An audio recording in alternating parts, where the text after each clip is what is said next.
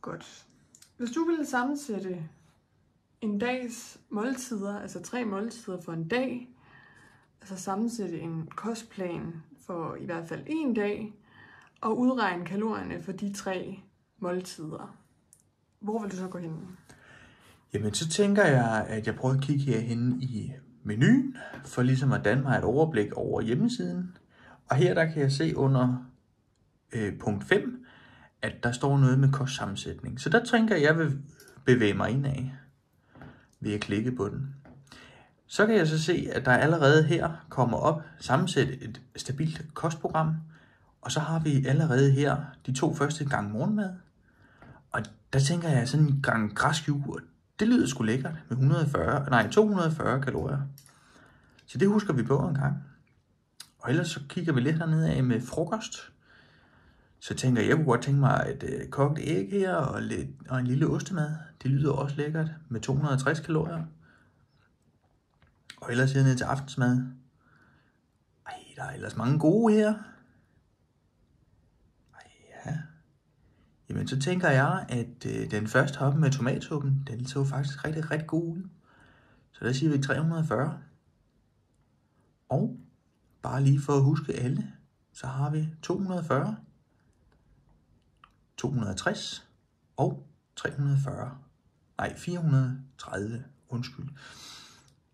Så går vi herned, og så skriver vi 240 for det første måltid, 260 for vores frokostmåltid, og en 430 for det sidste måltid.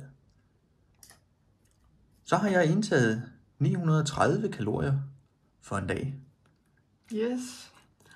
Og hvis du så prøver at gå ind i en af siderne måske, hvor man kunne finde et mellemmåltid, der kunne se interessant ud, og så prøve at plusse de kalorier oveni.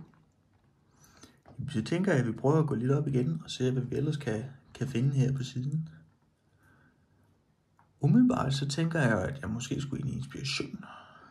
Da det ikke også godt kunne lyde som noget, der kunne have noget med noget at gøre. Så er der jo allerede her et par lækre opskrifter på mellemmåltider.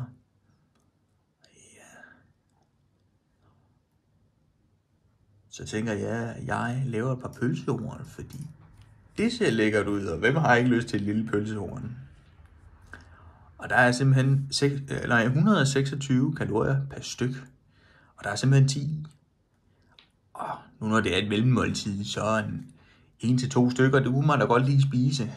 Så hvis vi prøver at gå tilbage her en gang, og så siger kostsammensætning,